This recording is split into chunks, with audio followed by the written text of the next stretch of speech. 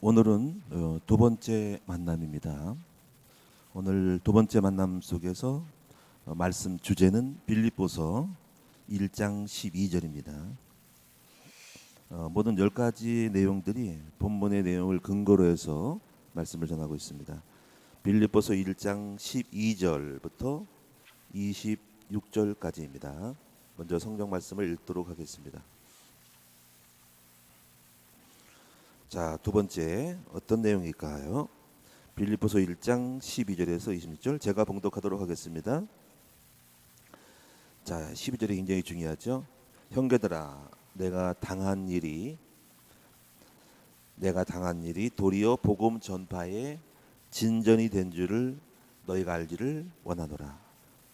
이러므로 나의 매임이 그리스도 안에서 모든 시인의 안과 그 밖에 모든 사람에게 나타났으니 형제 중 다수가 나의 매임으로 말미암아 주 안에서 신뢰함으로 겁 없이 하나님의 말씀을 더욱 담대히 전하게 되었느니라. 어떤 이들은 투기와 분쟁으로, 어떤 이들은 착한 뜻으로 그리스도를 전파하나니 이들은 내가 복음을 변증하기 위하여 세우심을 받은 줄을 알고 사랑으로 하나 그들은 나의 매임에 괴로움을 더하게 할 줄로 생각하여 순수하지 못하게 다툼으로 그리스도를 전파하느니라. 그러면 무엇이냐? 거칠애로 하나 참으로 하나 무슨 방도로 하든지 전파되는 것은 그리스도니 이로써 나는 기뻐하고 또한 기뻐하리라. 이것이 너희의 간구와 예수 그리스도의 성령의 도우심으로 나를 구원에 이르게 할 줄을 아는 거로 나의 간절한 기대와 소망을 따라 아무 일이든지 부끄러워하지 아니하고 지금도 전과 같이 온전히 담대하여 살든지 죽든지 내 몸에서 그리스도가 존귀하게 되게 하려 하느니 이는 내게 사는 것이 그리스도니 죽는 것도 유익함이라. 그러나 내가 만일 육신으로 사는 이것이 내 일의 열매일진데 무엇을 택해야 할지 나는 알지 못하노라. 내가 그 둘 사이에 끼었으니 차라리 세상을 떠나서 그리스도와 함께 있는 것이 훨씬 더 좋은 일이라 그렇게 하고 싶으나 내가 육신으로 있는 것이 너희를 위하여 더욱 유익하리라. 내가 살 것과 너희 믿음의 진보와 기쁨을 위하여 너희 무리와 함께 거할 이것을 확실히 아노니 내가 다시 너희와 같이 있으므로 그리스도 예수 안에서 너희 자랑이 나로 말미암아 풍성하게 하려 함이라. 아멘. 오늘 이 말씀을 읽었는데, 자, 오늘 교재에 있어서 오늘 제목이 뭐냐면은 모든 문제를 복음의 진보로 바꾸라라는 내용입니다. 모든 문제를 복음의 진보로 바꾸라. 우리는 항상 이거를 염두에 두고 말씀을 생각하는 게 항상 주제는 기쁨입니다. 바울이 어떻게 해서 이 기쁨을 가지고 사역을 했는가 하는 거죠. 기뻐야만이 사역을 할 수 있어요. 그렇게 하려면은 내게 있는 문제를 기쁠 수밖에 없는 해석을 해야지 돼요. 그렇죠? 그래서 우리의 문제는 실제 과거가 있었어요. 과거 문제. 그는 이미 있는 문제죠. 이미라 그래. 이미 올리드 이미. 그리고 지금 현재 문제죠. 과거 이미 있고 벌써 있고 아직 있는 거. 그러니까 이미 벌써 아직. 이거는 과거, 현재, 미래. 그러니까 문제는 이미 와 있는 것이 이미 겪은 거. 두 번째가 현재 벌써 와 있는 거. 현재 문제까지도 풀어야 돼요. 그다음에 아직 오지 않았죠. 아직 오지 않았는데 많은 문제들이 예상이 됐죠. 많은 문제들이. 그럼 이 과거와 현재, 미래들에 대한 문제를 어떻게 해석하냐에 따라서 지금 내 마음의 상태가 평안해질 수 있고 기쁠 수 있고, 이게 해석이 안 되면 미래가 걱정돼. 현재는 왜 그래 이거? 진짜 짜증나네. 왜 이런 나에게 이런 문제가? 아, 과거는 진짜 원망. 왜 부모님 나를 낳으셨나요? 과거는 수치스러워. 짱피해. 할 수 있는 거죠. 그러니까 오늘 여러분이 이제 문제를 이거를 어떻게 해서 기뻐할 수 있냐는 거를 생각해야 돼요. 그래서 그것은 모든 문제를 복음의 진보로 바꾸는 거죠. 그럼 여러분이 이제 그 모든 문제를 이길 수가 있어요. 그리고 기뻐할 수가 있어요. 자, 그럼 이제 그 내용을 한번 살펴보도록 하겠습니다. 먼저 서론을 보시면은 일단 쭉 이 내용들을 교재 있는 내용들을 읽고 핵심을 정리해서 말씀드릴게요. 이 세상에는 문제가 많고 그 문제들이 고통이 되면 우리는 기쁨과 감사를 잃어버리죠. 자, 그런데 고통스러운 환경 가운데서도 기쁨을 누린 사람이 있는데 사도 바울이다. 바울은 감옥에 들어갔어요. 자, 이거는 감옥에 들어간 것은 그 당시로 보면 현재죠. 그런데 오히려 감사하고 기뻐하였어요. 이게 웬일이야? 여러분 만약에 여러분이 감옥에 들어가면은 기뻐요, 안 기뻐요? 자, 여러분 기쁠 수 있고 안 기쁠 수 있어. 여기서 우리가 관점이 중요하다. 관점. 자, 축복 신앙으로 바뀐 사람은 감옥 들어가는 것은 이거는 축복이 아니야. 축복이 꽉 젖은 사람은 세상에 내가 예수 믿고 전도자가 됐더니 감옥에 들어가 버렸네.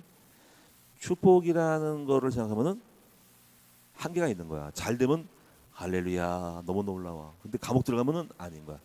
그래서 축복 신앙, 기복 신앙은 결국은 우리에게 문제를 푸는 관점에 완전한 기준은 못 되는 거죠. 그렇죠? 그걸 알아야 됩니다. 그러니까 우리가 예수님은 만능 열쇠거든요. 자, 예수는 만능 키야. 이 키가 가지고는 내 방만 열지 창고는 못 열어. 그런데 저도 만능 키가 있거든요. 이 건물 전체에 만능 키 있어.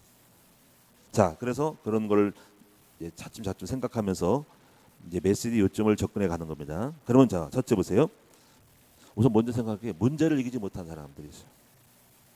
자, 어떤 사람이 있어요? 대표적으로 첫째는 광야길의 이스라엘 백성들이 문제를 먼저 이겼죠.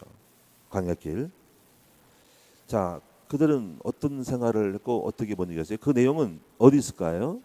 민수기 14장에 있어요. 민수기 13, 14장의 이야기는 출애굽기 당시 이스라엘 민족은 늘 뭐로 전철됐어요? 원망과 불평입니다. 늘 원망과 불평했는데 불평의 내용은 전부 뭐였어요? 뭐였냐면요. 민수기 11장 5절 6절이니까 이거예요. 여러분 한번 암시를 느껴보세요. 아, 정말 우리 애굽에 있을 때는 값없이 생선을 먹었고 오이와 참외와 부추와 그 마늘들을 먹었는데 생각나는데 지금 뭐야 이거? 이게 만나밖에 없어. 기력이 딸리는데 보이는 것이 아무것도 없네. 아, 짜증나네. 그 짜증을 왜 내? 왜 원망불평해? 우린 여기서 단순히 원망불평한다고 생각하지 말고 그들은 무엇 때문에 원망과 불평을 하게 됐었고 또 어떤 사람들은 그 가운 똑같은 사람들 중에서는 원망불평 안 하고 감사한 사람이 있을 거라는 거지. 왜 그랬을 것 같아요? 여기서 관점이 있는 거죠. 그것은 오직 그들의 눈에는 뭐밖에 없어. 그들의 마음에는 잘 먹고 잘 살았을 밖에 없다. 잘 먹고 잘 사는 마음이 강하기 때문에 원망불평할 수밖에 현실을. 근데 만약에 잘 먹고 잘 사는 게 문제가 아니라 내가 지금 저 가나안 땅을 향해 간다는 그 소망만 하나 있어도 너무나 감사할 수 있는 거예요. 그 지옥 같은 애굽에 탈출하여서 지금 힘들고 어렵지만 더 놀라운 땅, 자유로운 땅을 향하여 유토피아를 향하여 간다는 마음이 더 강했다면은 그 강한 미래에 대한 소망과 축복이 이건 아무것도 아니야 하고 이길 수 있었을 거죠. 자, 두 번째 사울왕입니다. 사울왕이 문제를 못 이겼죠. 어떻게 못 이겼어요? 그것은 한 사람 때문에 진짜 왕자리가 괴로웠던 거죠. 자불안석이었죠. 누구죠? 아니 떠오르는 샛별 다윗이었죠. 거기다가 여론이 사람들이 여자들이 와 다윗은 만만이요 사울은 천천히라는 거예요. 그러니까 이게 뭐예요? 아, 인기가 지금 자기 인기를 좀 누리고 있고 자기가 최고로서 내가 최고라고 했는데 세상에 누가 막 올라오네. 그게 사이야. 사실 사이지. 자기 딸 골리앗을 이기면 죽인다고 했으니까 사이라고. 사이가 딱 올라오네. 근데 그러니까 뭐 보세요. 그럼 이럴 수 있죠. 그가 관점에 따라서 바뀔 수 있죠. 야, 정말 우리나라에는 인재가 많네. 와, 우리 사회가 이렇게 훌륭하니까 우리나라 짱짱이 잘 되겠네. 젊은 인재가 일어나니까 나보다 더 뛰어나야지. 야, 기쁘다. 이들을 잘 통해서 후대를 잘 물려주면은 더 우리 왕국이 튼튼하게 되네. 요 관점이 아니라 뭐예요?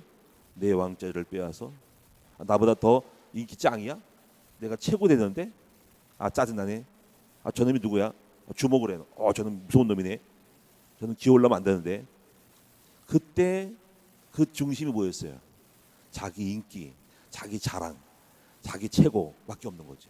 그러니까 딱 뭐가 걸린 거야, 문제. 이게 관점인 거죠. 그러니까 그 사울 왕이든 민수기에 있는 백성이든 간에 그 속에 뭐가 들어 있는 거예요? 뭐가? 그 사람이 가지고 있는 거에 따라서 말과 마음과 행동이 바뀌는 거죠. 그렇죠. 자, 세 번째 보겠습니다. 아브라함은 자, 기근을 이기지 못하고 애굽에 내려가서 큰 망신을 당했죠. 자, 근데 여기서 중요한 것은 아브라함은 그 전에 창세기 12장에서 언약을 받은 사람이죠. 근데 그 언약이 가나안 땅 들어가면은 너를 심히 창대하고 복을 주겠다는 거죠. 그런데 지금 기근을 만나고 어려움 만나가지고 홀딱 그냥 애굽에 내려가 버리는 거죠. 이 땅에 머물면이요. 그럼 이 사람 속에는 아직까지 언약이 있었지만 언약을 알았지만 체질이 안 되고 그것이 중심이 약했기 때문에 환경에 따라서 그냥 홀딱 자리를 떠나는 거죠. 그러면 아브라함 같은 경우는 뭐가 중심이냐면 어떻게 먹고 살까라는 걱정 염려가 더 강한 것이 있었던 거죠. 우리는 말과 행동과 상태를 보고 그 사람의 속 사람을 파악할 수가 있죠. 그리고 그 속에 있는 동기를 할 수가 있어요. 자, 그다음에 요셉의 형들을 보겠습니다. 요셉의 형들은 문제를 만들었죠. 동생 요셉을 갖다가 죽이려고 그랬고 노예로 팔아는 거였어요. 안 죽으니까. 그러면 왜 이런 문제를 일으키는 사람이 됐을까요? 그것은 바로 마음속에 사랑보다 뭐가 있었어요? 오직 시기와 질투가 있었던 거지. 동생이 잘 되니까. 부모님 아버님이 또 라헬의 아들이기 때문에 사랑하니까. 물론 요셉도 야곱도 잘 못하는 거 있을 수 있어요. 그럴 수 있죠. 그런데 그건 그렇더라도 아버지가 그렇게 하더라도 본인들이 동생을 사랑하는 마음이 있었다면 감히 그래도 조금은 약간 미워도 팔아먹지는 않고 죽이지는 않을 건데 어떻게 죽일 정도까지 갔을까 하는 거죠. 결국 이 형들의 마음에 또 뭐가 있는 거예요? 아무것도 없는 거지. 오직 자기들밖에 없는 거지. 자기 중심밖에 없는 거지. 그래서 우리가 여기서 문제를 이기지 못한 사람 속에는 우리가 가지고 있는 많은 것들이 문제를 이기지 못할 때는 그 사람이 가지고 있는 것이 있다 이거죠. 그것 때문에 문제를 못 이기거든요. 걸리기도 하고 미치기도 하고 귀신 들어가기도 하고 자리를 떠나기도 하고 정말 걱정 의심하다 가지고 원망불평하고 입이 그냥 부르터가지고 그냥 삿대질을 하고 원망하기도 하고 결국 그 사람 속에 있는 그 모든 것들이 그 사람을 현재를 과거와 현재 미래를 보는 관점에 따라 다르다는 거죠.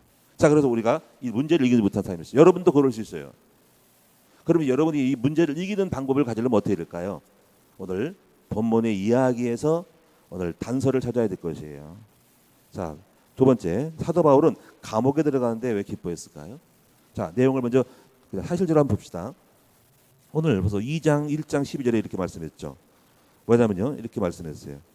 형제들아, 내가 당한 일이 도리어 복음 전파의 진전인 줄 너희가 알게 나면서 지금 12절부터 쭉 자기가 왜 감옥에 들어가도 기뻐할 수밖에 없었던 이유를 설명합니다. 왜 여기서 당한 일은 감옥 들어간 거예요. 이 감옥 들어간 것은 바울이 로마의 감옥에 들어간 거예요. 이거는 사도행전 21장 33절에 예루살렘에서 제2차 전도행을 마친 다음에 예루살렘에 갔더니 바리새인들과 사람들이 잡아가지고 이제 감옥에 집어넣어서 재판을 받는 장면이 사도행전 21장 33절에 나와요. 그래서 감옥 들어간 거예요. 그랬더니 이제 감옥 들어갈 때 이제 이게 현재 당한 일이거든요. 현재 나의 당한 일이 그것이 현실의 문제예요. 근데 기뻐했어요. 근데 이렇게 해석을 해요. 감옥에 들어가도 걱정, 짜증, 염려, 원망이 안 나오고 그 감옥에서도 괜찮다, 기쁘다 하고 밖에서 안에서 감옥에 있는 사람 안에서 밖을 이루어요. 그러면서 자기가 왜 당한 일이 왜 기쁘냐면은 내가 감옥에 들어간 것이 복음의 진보가 되었다는 거지.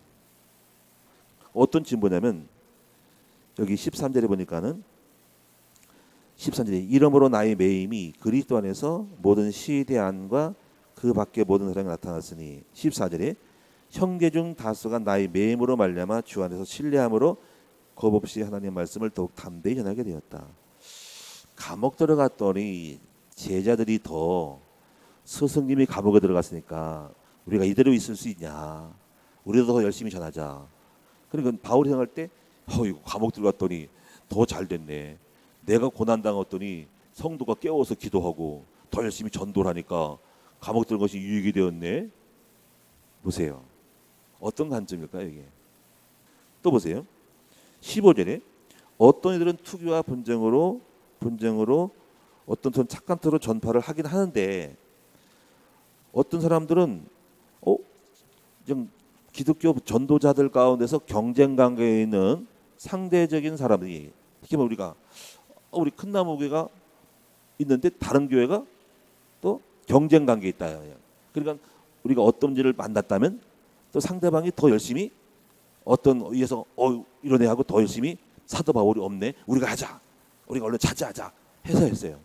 그러니까 바울이 그때 저는 미친놈들 있나, 내가 감옥 들었다고 또 잘났다고 열심히 뛰고 있네, 얘가 짜증내는 것이 아니라 감사하다, 내가 감옥에 들어감으로 말미암아 투기와 질투를 일삼는 사람들이 나 사도 바울이 존재 가치가 없어하고 감옥 들어갔으니까 여때라 저때라 하고 열심히 전파하네, 열심히 일하네, 열심히 하나님 일하네, 이것도 괜찮네.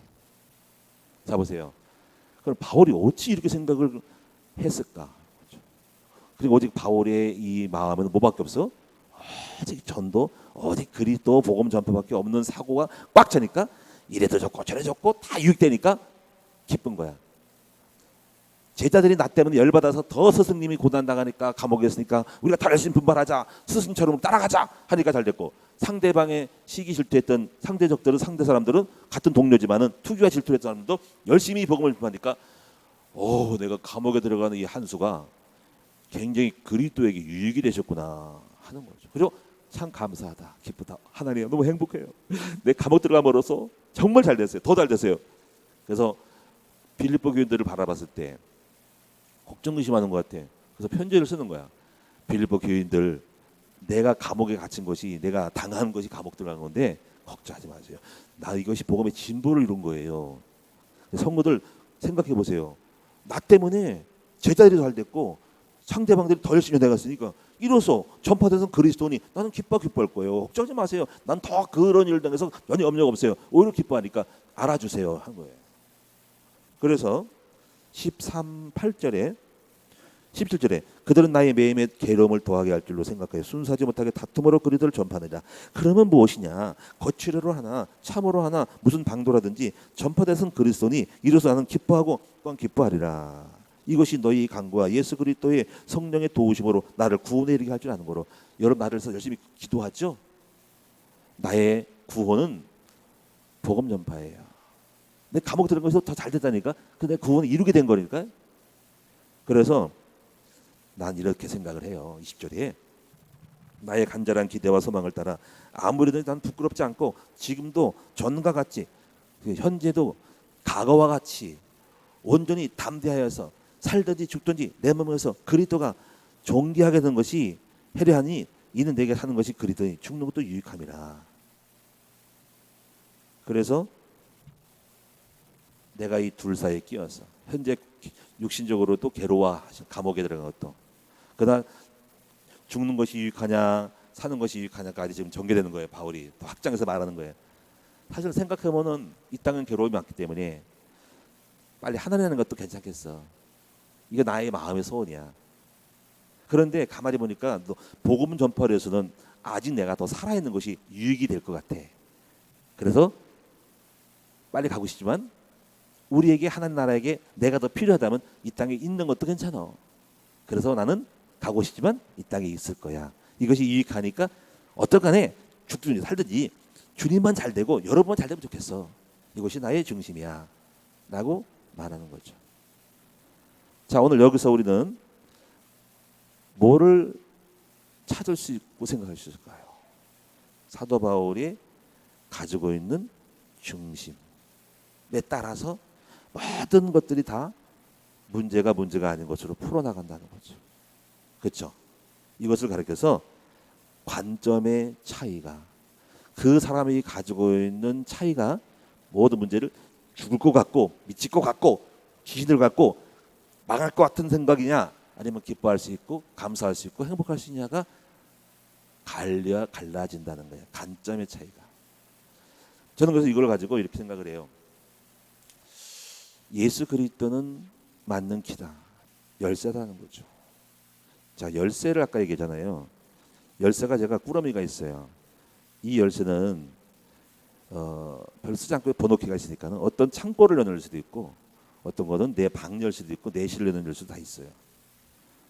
근데 어떤 키는요, 작은 키인데 그 하나를 받아서 건축할 때 그 키는 다 열어.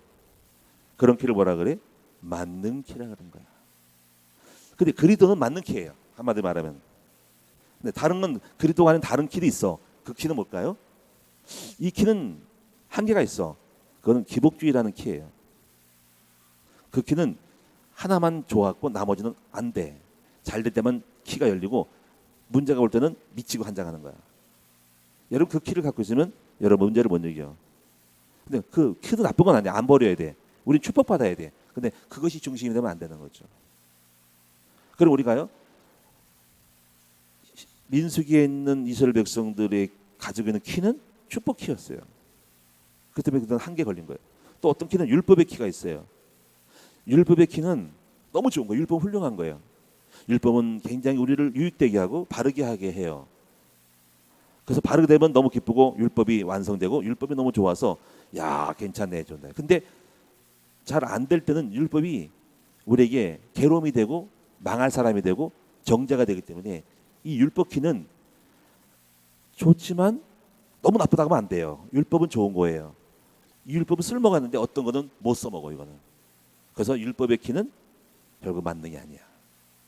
만약에 내가 목사님이 율법의 키를 갖고 있다면 여러분이 훌륭하게 잘 이렇게 신앙생활하고 보면은 행복하지만 뭔가 이상하면은 저는 또 하나의 짜증나, 미치겠네, 왜 그렇게 말을 해 하고 저는 괴로움 속에 있을 거예요. 왜냐하면 인간은 100%가 완전하지 않거든. 그래서 경험해 보니 율법은 한계가 있고 축복도 한계가 있고. 근데 목사님 축복을 말하는데요? 예, 그렇습니다. 축복을 말할 수밖에 없어. 그때는 좋으니까.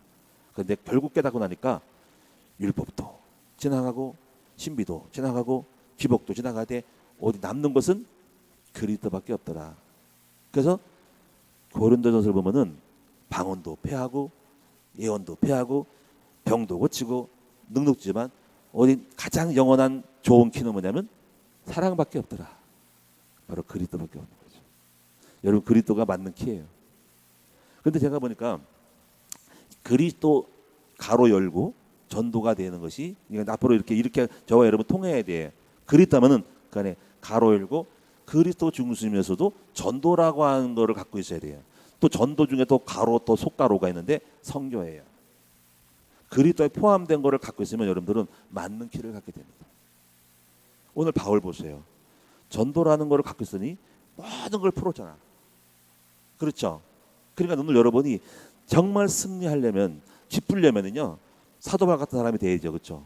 그러면 모든 문제를 복음의 진보로 오직 하나님 나라, 오직 그리스도가 존귀되는 쪽으로 가시는 것이 문제 푸는 열쇠가 되고 맞는 길을 가는 거죠. 물론 이것을 여러분이 만들지 안 만들지는 모르겠지만 저는 정답을 말하는 거예요. 오늘 여러분이 오직 그리스도가 여러분 삶의 중심이 되는 쪽으로 포커스를 맞추시는, 그리고 날마다 그렇게 만들어가는 여러분 되기 바랍니다. 그래서 오늘 하나님은 누구에게 복을 줄까요? 우리가요, 그리스도가 있는 사람들은 이렇게 감옥에 들어가도 감사할 수 있죠. 그러면 하나님 딱 보시는 거지. 제가 진짜가 그리스도가 있네, 나의 사람이네 하고 하나님이 아시고 더 복 주시는 거예요. 근데 짜증나, 제가 그리스도가 없이 지 복만 받으려고 하네, 또 딱 보시는 거예요. 나는 그렇게 은혜를 베풀고 이 땅을 사랑하여 용서를 왔는데 쟤는 맨날 율법만 있네. 아니, 그리스도가 모자라네. 쟤 더 고생 좀 시켜야 되겠네. 은혜를 든 걸 알려줘야 되겠네 하고 하나님이 알고 그 수준만큼만 축복을 주는 것이죠. 오늘 여러분이 하나님은 이걸, 그래서 우리가 우리가 가지고 있는 중심이 드러나는데 이걸 가르쳐서 뭐라 그래? 신앙 고백이라고 하는 거죠. 그렇죠? 그래서 오늘 여러분이 이제 오늘 기쁘려면 어떻게 해야 돼요? 사도 바울처럼 그리스도적 가로 열고 전도적 가로 열고 성교적 가로 닫고 가로 닫고 가로 닫아서 그리스도가 되셔야 됩니다. 그러면 누릴 수가 있을 겁니다. 할렐루야. 그럼 오늘 여러분 제가 마지막으로 세 번째 보시면 그래서 사도 바울은 지금 그 얘기를 하고 있는데 바울은 그리스도가 존귀하게 된 것이 목표였어요. 그래서 자기가 죽든지 살든지 감옥 가든지 뺨따기를 맞아도 예수가 드러나게 되면 나는 기뻐한다는 것이 바울의 사람이니까 우리는 이 바울을 보면서 한 모델을 보는 거야. 이런 완전한 사람이 있네. 이러니까 바울을 쓰실 수밖에 없구나. 하나님이 사람이었구나 하는 거죠. 그래서 여기 20절 보면은 빌립보 1장 2절 보면은 나의 간절한 기대와 소원을 따라 그에게는 간절한 목표가 있었죠. 자, 요거를 좀 풀고 좀 결론적으로 말씀을 전하고 싶은 것이 있는데, 자, 간절한 기대와 소원을 따라 그에게 간절한 목표가 있었다. 그다음에 두 번째 보면은 아무 일이든지 부끄러워하지 아니하고, 이걸 풀면은 그대로 풀면 그리스도께서만이 존귀하게 된다고 하면 나라는 존재는 어떤 부끄러움을 당해도 상관이 없다. 완전히 그냥 완전한 팬이야. 예수 팬이야. 광팬이야. 예수에 미쳤어. 그리스도만 높아진다면 나는 뺨따가 맞아도 똥벼락을 맞아도 감옥에 들어가도 발로 채임을 받아도 이것이 그리스도를 이해해 존귀해내면 난 괜찮다. 그래서 이런 사람들이 있잖아요. 사도행전 5장 40절 47절이니까 사도들은 그 이름을 위하여 능력받는 일에 합당한 자로 여기심을 기뻐하면서 공의 앞을 떠나니라. 그러니까 우리가 핍박받는 것이 그리스도를 위한 받는 증거가 되므로 이것 때문에 기뻐하시는 거. 내가 고통하고 내가 밥을 먹고 살고 괴롭고 가난하게 된 것이 바로 그리스도를 위한 것이었다면, 내가 그리스도를 위했기 때문에 이렇게 됐기 때문에 나는 살아있는 그리스도를 위한 사람의 증거가 내 몸에 흔적이 와 있네. 내 삶에 와 있네. 감사하다. 예수 때문에 받는 고난을 기뻐하는 것. 완전히 예수님 사람이네. 그렇죠? 이걸 주님이 보시겠죠. 쟤는 진짜 괜찮네. 하나님의 사람. 나 때문에 받는 거로 기쁘대. 불평 원망하는데 와, 하나님 또 주목하는 거죠. 쟤를 써야 되겠다. 자, 그다음에 그래서 이제도 정과 같이 하는 것은 이제 여기서 이제 우리가 제가 들으면 과거나 현재나 이게 빠졌죠. 앞으로나 미래나 요거 마지막 들을 거예요.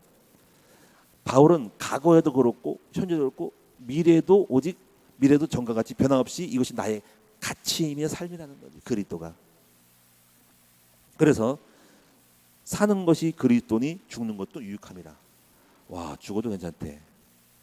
사는 것도 유익해. 그런데 내가 보니까 죽음도 유익하는 거니까 죽음을 겁내는 게 아니야. 그런데 그리스도를 위해서는 살아있어서 좀 내 자신의 존재감을 들어서 다른 사람 전도하고 내 실력을 가지고 더 다른 유익되는 것도 훨씬 좀 유익되게 살다 가는 것이 되겠다 해서 그냥 더 살아야 되겠다 하는 거지. 여러분도 빨리 가고 싶죠? 죽고 싶죠? 아니면 왜 목사님 무슨 말 그렇게 하세요? 근데 정말 전도자가 이 땅은 환난이 많고 고통이 많아서 빨리 가고 싶어. 그런데 당신이 이 나라에 이 땅에 교회를 위해서 유익된다면은 여러분도 빨리 가려고 하지 말고, 그것은 또 모자란 생각이야. 내 자신 살아있는 동안에 하나님 나라를 위해서 유익된다면 더 사는 것도 좋다라고 생각하는 해석을 하셔야 될 거예요. 됐죠? 그래서 바울은 살아남아서 자신으로 말미암아 예수 안에서 너의 자랑이 풍성하게 되는 것을 기뻐했다. 26절에 그래서 말씀하죠. 내가 다시 너희와 같이 있으므로 그리스도 예수 안에서 너의 자랑이 나로 말미암아 풍성하게 하려 함이라. 너희들의 자랑이 풍성한다는 것은 뭐냐면 무슨 뜻일까요? 내가 있음으로 말미암아 너희를 섬김으로 말미암아 너희가 잘 돼서 자랑거리가 많아서 풍성해진 것이 나의 존재야. 나로 말미암아 자녀들이 자랑이 풍성하고 나로 말미암아 성도가 좋아지고 풍성해져서 성도들이 잘 돼서 있는 것이 내게 유익되기 때문에 살아있을래. 결코 내가 살아있음으로 내서 내가 연연하는 건 아니야. 죽을 수도 있는 사람이군. 그런 거 좌우되는 사람 아니야. 근데 살아있음으로 너의 자랑이 너가 잘 돼서 뽐내가지고 풍성해서 열매 맺는 것이 풍성하는 것이 있다면 나는 이 땅에 존재함으로써 또 나의 가치를 드러내는 것이 이것이 가장 적합하고 합당한 거야라고 하는 거죠. 바울은 굉장히 지혜롭고 합리적인 사람이죠. 믿음 안에서. 그렇죠. 자, 그럼 우리가 이제 결론적으로 이렇게 얘기합시다. 네, 결론적으로 어떤 문제가 와도 결국 이제 정리를 합시다. 기쁨이 누리려면 어떻게 해야 돼요? 오직 그리스도를 위한 삶으로 중심이 관점이 바뀌어야 된다 이거죠.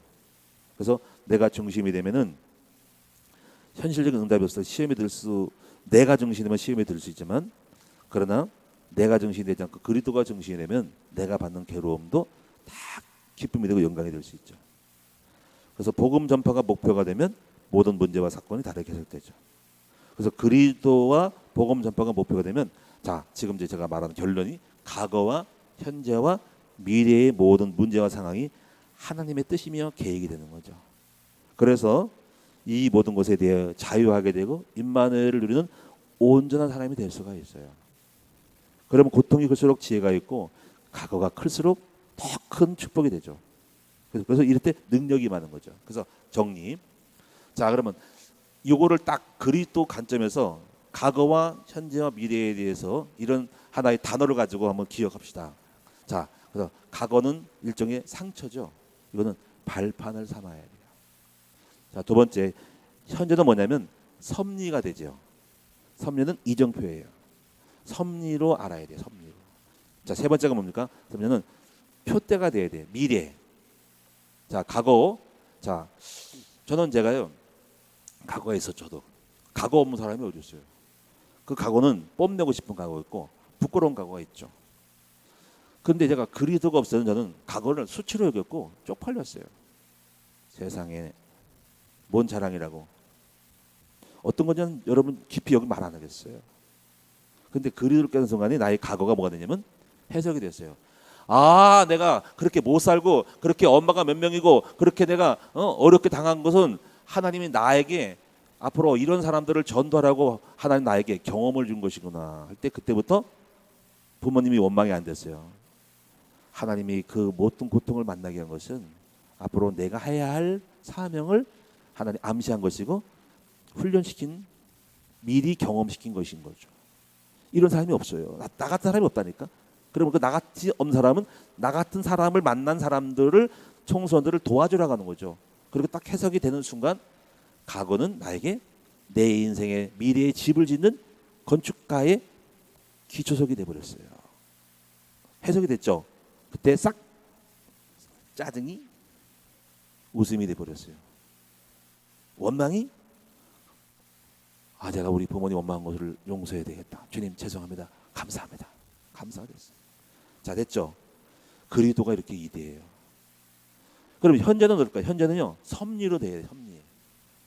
섭리라는 것은 지금 현재 모든 막힌 거 또는 막을 거 또는 이상하게 안 되는 거는 하나님의 섭리예요.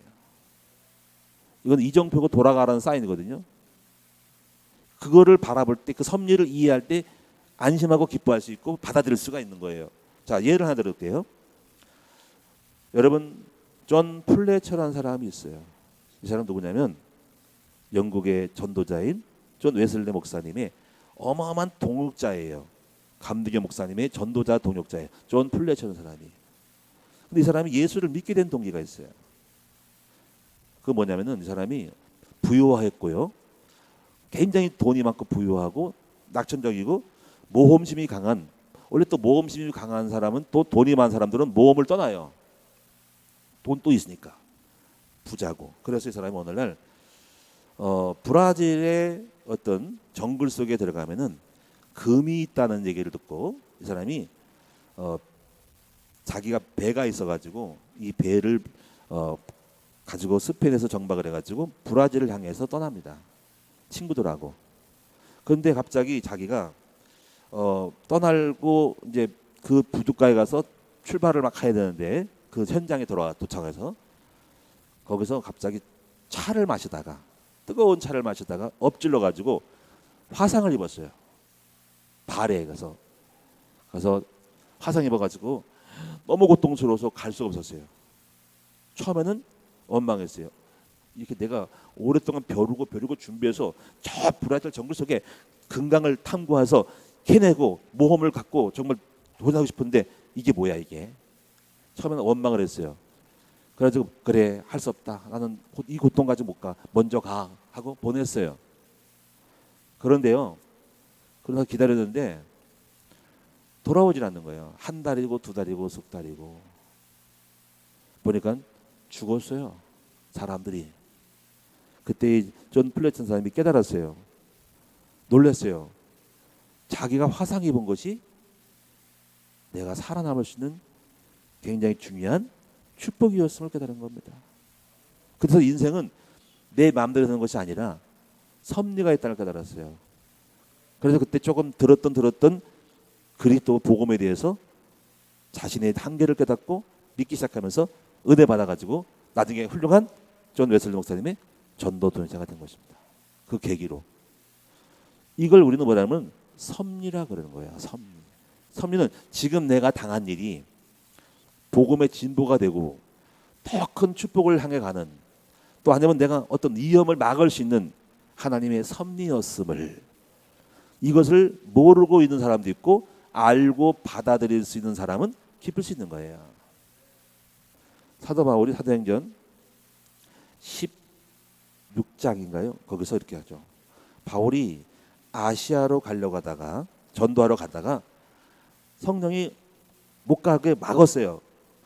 성령이 못 가게 막았다 하지만 사실은 항정이 안 열리고 꼬이고, 쉽게 말하면 우리나라 현실을 말하면 비자가 안 나오고 뭔가 여권 발급이 늦고 자꾸 뭔가 아프고 꼬장 부리고 했는데 그런 것들이 있는 거죠. 그러면 그걸 뚫고 나가려는 거 아니라 성령님이 왜 이걸 자꾸 이렇게 어렵게 만들지 했을 때 기도했더니 하나님 말씀하기를, 한상을 보여주면서 이리 와.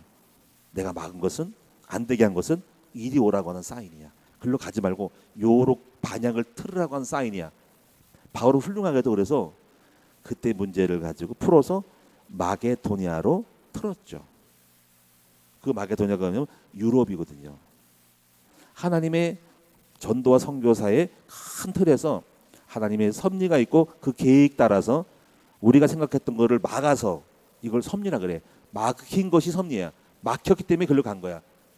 이런 일이 있어요, 없어요? 있어요.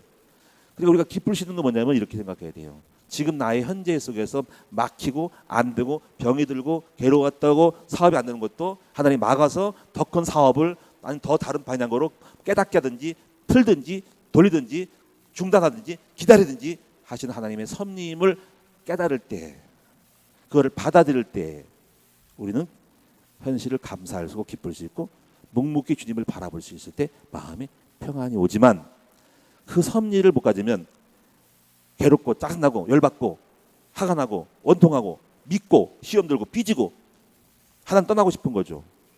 그러니까는 섭리를 모르는 사람들은 그렇게 되는 거예요. 미래는 어떨까요? 미래는 아직 오지 않았어요. 그럼 여러분 미래 불안하죠? 노후가 걱정되기도 하고 먹고 사는 거 걱정되고 죽을 때 병들 때 어떻게 될까요? 그럴 수 있어요 우리는. 그런데 미래에 승리하는 딱 행복한 길이 하나 있다고 했어요. 무엇일까요? 여러분 행복했던 사람을 찾아보는데 세상에서 가장 미래가 훌륭한 사람이 누굴까요? 그리스도죠. 표대예요. 그러니까 미래는 표대, 우리의 표대이신 예수를 바라보고 가면은 미래는 완전할 겁니다. 그 십자가에 죽든 어떻게 죽든 간에 우리 미래는 영광이 될 수 있는 길은 오직 예수께 잡힌 바 된 것을 향해 달려가는 삶이야말로 미래를, 우리를 완전한 성공자로 만들 거예요. 그렇게 믿습니까? 그래서 과거는 발판으로, 현재는 섭리로, 미래는 표대로 가시면 모든 문제의 끝. 이 모든 걸 하나 합쳐서 그리스도라 그러고, 그리스도 안에서 전도는 있고, 근데 전도자가 되면 또 한계가 있어요. 거기에 성교까지 포함되면 세계를 품을 수 있어요. 그래서 그리스도를 갖게 되면은 모든 것을 원만한 이해 부유함에 이르게 돼요. 그래서 모든 것이 다 정복되는데, 이분이 누구냐면 완성자가 그리스도예요. 그래서 그리스도는 우주가 되셨고 모든 걸 품었기 때문에 그는 만유가 되시고 만유가 되면 그리스도는 우리의 표대가 되십니다. 그냥 그리스도를 조금만 본받아도 우리는 행복할 수 있어요. 사랑하는 여러분, 오늘 말씀 잘 들으셨나요? 오늘 모든 문제를, 과거, 현재, 미래의 모든 문제를 이 그리스도의 복음의 진보로 바꿨던 한 사람의 위대함을 배우셔서 저의 여러분 삶 속에서도 기쁨과 감사가 넘치고 평안함이 넘치시는 여러분 되시기 바랍니다. 그리고 이 모든 거를 이런 들은 말씀을 내게 적용하려면 묵묵히 여호와 앞에 나와서 기도함으로 이 모든 거를 적용을 해야 되지, 들어도 현실은 안 될 수 있어요. 근데 기도를 통해서 이 모든 것을 갖다가 과거와 현재 미래를 주님 그리스도로 바꾸는, 법제화시키는 거라 그러죠. 체인화시킬 수 있는 그 내용 시간들이 정시기도와 아침기도와 묵상기도예요. 이걸 한 사람은 승리하지만 안 되는 사람은, 기도 안 되는 사람은 알고도 안 되는 것입니다. 기도하겠습니다. 살아계신 주님, 오늘 감사합니다. 모든 문제를 복음의 진보로 바꿨던 한 사람을 통해 배우면서 오늘 우리도 모든 문제, 과거, 현재, 미래 사건들이 그리스도 안에 풀어질 수 있도록 예수가 만든 힘을 알게 하시고 이제 기뻐할 수밖에 없는 사람으로 우리를 체질을 만들어 주옵소서. 기도함으로 이것을 해석하게 하여 주시옵소서. 그러면 묵묵히 주님을 바라보는 영적 싸움을 통해서 처음엔 안 돼도 점점 잘 되다 보면 순간순간 될 수 있습니다. 온전히 사도 바울처럼 항상 감옥에 들어가도 기뻐할 수 있는, 감옥 같은 문제를 만나도 기뻐할 수 있는 우리의 모든 관점이 오직 예수, 어디 살든지 죽든지 그리스도가 되게 하여 주심으로 말미암아 모든 문제가 아니라 복됨을 누리게 하여 주시옵소서. 감사드립니다. 오늘도 예물 드린 종들을 축복하시되 이 예물이 하나님의 그리스도를 위한 예물이고 하나님 나라를 위한 예물이기 때문에 복 주실 것을 믿는 것도 우리의 믿음일 줄로 믿사오니 그렇게 만들어 주시옵소서. 예수님의 이름으로 감사하며 축복하며 기도드리옵나이다. 아멘.